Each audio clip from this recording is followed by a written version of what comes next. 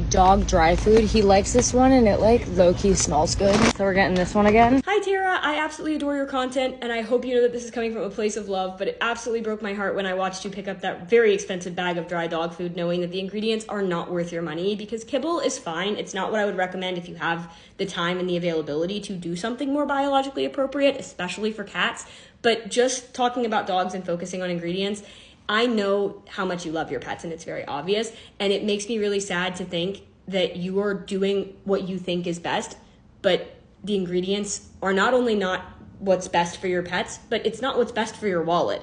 That bag of food that you picked up for a 45-pound bag is almost $100, which is insane, because I'll put the ingredients right here while I read them off, and I have my laptop down here on the Hill Science Diet website. Chicken, great, love seeing an identified protein at the beginning, but then it goes straight into cracked pearled barley, brown rice, brewer's rice, whole grain wheat, whole grain corn, corn protein meal, chicken fat, and then chicken liver flavor. Not chicken liver flavor. That's not worth $100 for 45 pounds. It's just not. Versus, I know they recently, a couple years ago, sold out to General Mills, and that is its own problem, but I found this bag of food on sale, and I'm going to give it to a friend who feeds it. This is a bag of Origin, and this is a senior diet, so I don't know that a lot of your pets would eat this exact food, but just understand that the premise of this ingredient panel is the same across this entire brand. So, here's the ingredient panel. I'll also put it up on the screen so you know that I'm not just reading nonsense.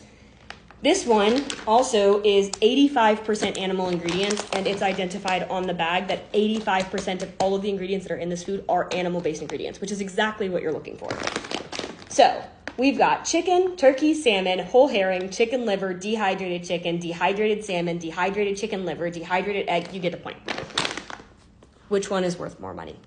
Which one would your dog like better if you laid out all of the ingredients on a plate and you handed both of them? Which one would they eat? This video isn't just for Tara, and again, this is no hate. I absolutely adore her, and she's probably not even gonna see this. This is to remind you that it's not just about packaging and cost. It's not just about what you've heard is the best food. It's not about any of that. It's about you taking it upon yourself to do your own research and figure out how to read an ingredient panel, because as soon as you realize what your animals need from a biological perspective, what their body needs, not what advertising strategies have told you that they need, then you can read an ingredient panel, and no matter what the rest of the bag says, the only thing that matters is the ingredient panel. And to me, these two ingredient panels are very different, and it's very obvious which one I would pick. Anyway,